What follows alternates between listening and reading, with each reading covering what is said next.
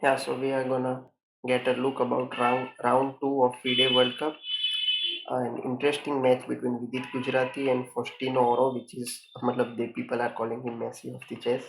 So the classical round ended in a equal score. So here it is tie break with 15 minutes, the rapid one. So Faustino, the first game I guess it was draw. So it is the second game where Vidit have black pieces and Faustino had white. Faustino starts with e4, e5, knight f3, knight c6, bishop c4, Italian game. It's Gokyo piano on the board, castles. If Vidit manages to even draw this game, they will move toward 10 plus 10 segment. So Vidit is playing solidly, and it's d3, d6. It is all well known theoretical lines. These are all the theoretical lines. Rook e1, castles, h3, bishop e6. Now, from the white perspective, it is always great to exchange pieces and also maintain the pawn structure, and also uh, making your pieces much more active in order to get even a draw. So Faustino doesn't want a draw, or doesn't, let's say, want something in the opening which might be in favor of draw. So he will push, he will try to create some imbalances as white, but as you can see the time is 16 minutes for Vidit and around 14 minutes for Faustino. So Vidit is kind of very well prepared in such openings. Okay, Vidit goes with knight a7, bishop a7, knight d2, knight e7, d4. Faustino strikes in the center. Vidit calmly rerouting his knight towards king side. Faustino to a4, bishop a4. Okay, here it is very well known tactic which kind of captures a pawn for white, because knight takes e5, d takes e5, queen takes h5. But here you can play e takes d4. Now let's say if you wanna just take the pawn again, it is not very great for white. Yeah, because now the queen takes the pawn and it is a very great threat. And let's say how you can defend it, and also your bishop is also undefended, so you will definitely be a piece down. So what Faustino did is he just kind of kept keep a control on the square, d4 square. Then Vidit takes the pawn, so now Vidit is pawn up. So by playing that tactic, Faustino, we thought Faustino will be pawn up, but it was kind of a trap or something like that, where we did got pawn up. Not only pawn up, just see these pawns. It is a isolated pawn islands. On the other hand, we did have a connected past three pawns. Not we don't call it past pawns, but it is a connected three pawn chain. So it will be very difficult to handle these connected three pawns. And if Faustino manages to lose one pawn also on this side, it will be a dead lost position for Faustino. So yeah, I mean the entire idea of taking this pawn on e5 and just grabbing the pawn in e5 in the middle game was not the great idea for Faustino.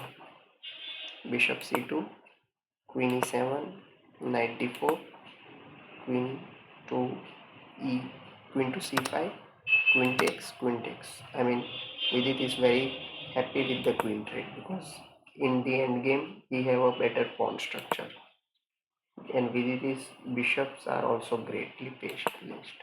Okay, f4, some counterplay on king side, because there he had a one pawn extra on the king side, so he will try to push it harder. Okay, knight is not, matlab, technically knight is pinned right now, but after king f2 it's not pinned.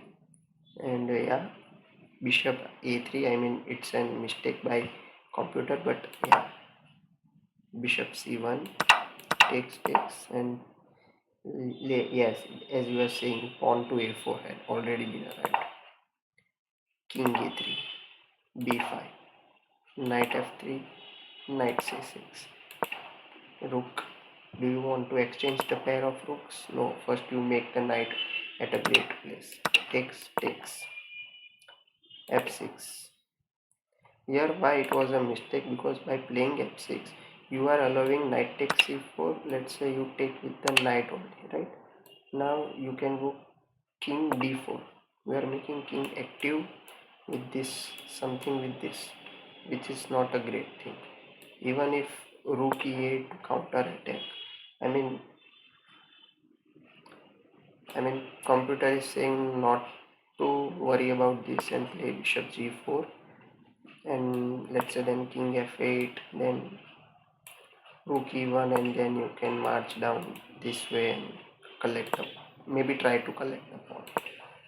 Okay, but Faustino goes knight f3, c5, now locking the path for king in order to come up, also saving the bishop. Okay, here you have to take the pawn. Yeah, so now it's 2-on-1 and it is a connected 2 pawns, so it will be a very precise play. Okay, now it's completely losing because d3 takes, and let's say you go bishop d1 in order to take, but you have a check, king f2, and then e3, and now takes. It is very much essential to take either with the bishop. I was thinking to play with this kind of situation, and this is coming for sure, but can knight protect this thing? So no, knight can't protect this pawn from winning, so takes. Then you can go to a2. Now your entire goal is either to get a rook on b1 or on d1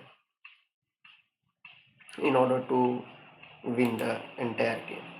So now firstly the knight disallows you to go towards this, because you can't give check, and also you need to think about, let's say knight takes, rook takes, and this is completely okay for Faustino.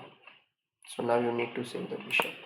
Yeah, now Faustino with the counter play of pushing the pawn towards the end of the board, but the thing is king is very active, bishop is very active, maybe rook can try to protect the pawn, and in the entire game the bishop is someone who is kind of keeping an eye on that black pawn also and on white pawn also.